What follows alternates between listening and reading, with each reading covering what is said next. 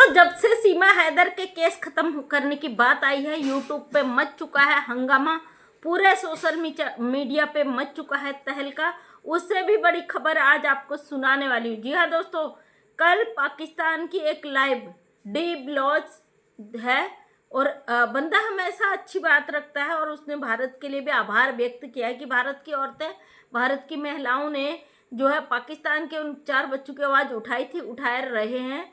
तो भाई यहाँ पे जो सीमा गुलाम हैदर है उसकी एक जो भयंकर खुलासा किया है वो बात आपके सामने रखने वाली हूँ, क्योंकि चैनल छोटा है, वहाँ से शायद आप लोगों तक बात नहीं पहुँच पाई हो।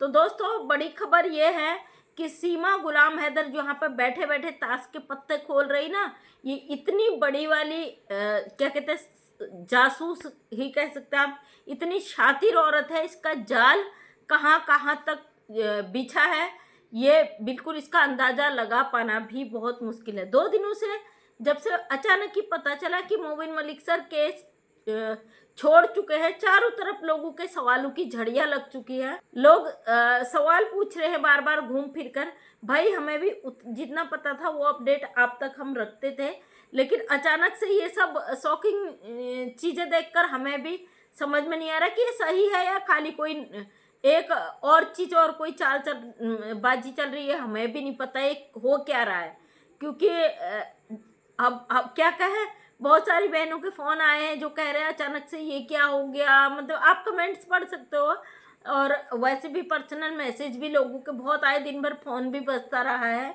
तो हमें भी जो अपडेट पता होती है ना, क्या होता है ना, कभी कभी हमें जो चीज़ दिखाई देती है जिस पे हम भरोसा करते हैं, अगर वो उससे अलग कोई चीज़ चल रही है तो जब हमें नहीं पता तो हमें भी अचानक हम भी शॉक्ड हो जाता है। ऐसा ही कुछ हुआ है कि अचानक से सारे केस छोड़ देने की जो बात हुई। अब चलो मैं मुद्दे पे आता हूँ। बातें तो उसकी है, कानूनन सीमा हैदर अवैध घुसपैठी है, पूरी दुनिया को पता है। सरकार को एक न एक दिन इसे डिपोर्ट कर देना है, ये भी पूरी दुनिया को पता है।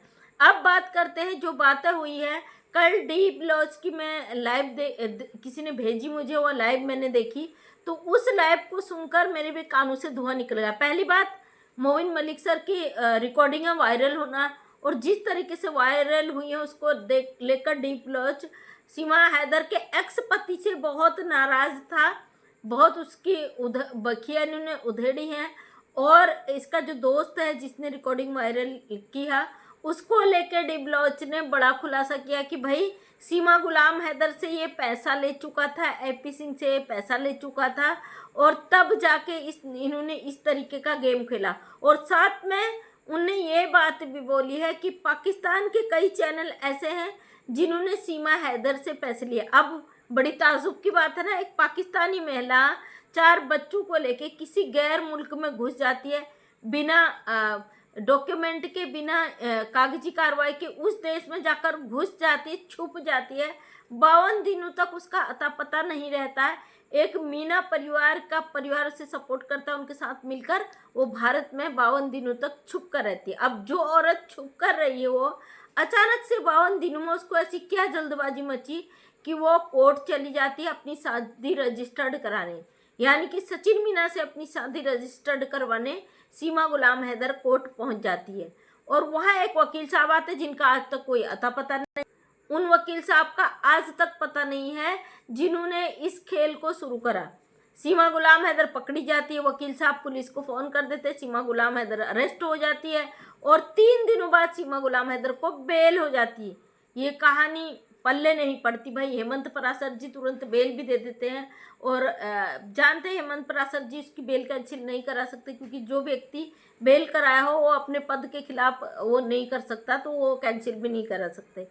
तो ये कहानी जितनी सीमा गुलाम हैदर की उलझी हुई है ना, वो अब किसी के पल्ले नहीं पड़ी। जिस तरीके से कहानी में खिचड़ी बन गए। अब डी ब्लॉज का कल मैंने लाइव देखा तो भाई बोल रहा था कि सीमा गुलाम हैदर से वो साजिद जिसने भी वो ऑडियो वायरल की है वो पैसा खा चुका था, लेकिन उसकी बातों से भी हमें तब लगा था जब उसने शुरू में इसके एक्स पति की शादी एक्सपोज की थी सोशल मीडिया पे, और जब से इसकी उससे दुश्मनी हुई तब से हमें लग रहा था ये जाल कहीं ना कहीं का बुना हुआ है, सीमा गुलाम हैदर मिली हुई है, क्योंकि वो बड़ी तारीफ़ें कर रहा था सीमा गुलाम हैदर की जिसके पति का वो बुराई कर रहा था, वीडियो नहीं बनाने दे रहा, ये नहीं वो नहीं, वो तमाम सीमा हैदर के पक्ष में चला गया था। अचानक से क्यों? अगर सीमा गुलाम हैदर ने पैसा वहां तक पहुंचाया है तो वो जरिया की होगा, कौन सा होगा? क्योंकि पाकिस्तान तक तो भारत से एक फूटी कौड़ी नहीं जा सकती है। भारत और पाकिस्तान के बीच ऐसे रुपया पैसे का आदान प्रदान नहीं हो सकता ना। आखिर वो व्यक्ति कौन है तीसरे देश का जो सीमा गुलाम हैदर को सपोर्ट कर रहा है?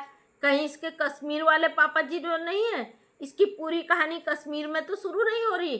तो दोस्तों, कश्मीर और नेपाल दो ऐसे देश हैं जो सीमा हैदर के बिल्कुल खास हैं, और इन दो देशों में रहकर सीमा हैदर ने कुछ तो ऐसा ताना बाना बुना है कि ये भारत और पाकिस्तान के बीच का जो संपर्क है उससे कुछ न कुछ ऐसा हिंट देता है। एक पाकिस्तानी महिला सऊदी अरब के रास्ते भारत, फिर नेपाल जाती, नेपाल के रास्ते भारत में एंट्री कर जाती। ये जाल कुछ ज़्यादा ही वो नहीं लग रहा पेचीदा? एक 4 बच्चे जो नेपाल के रास्ते से आसानी से पाकिस्तान जा सकते हैं, उसका बाप जो सोशल मीडिया से मांग कर रहा लेकिन नेपाल तक नहीं आ सकता।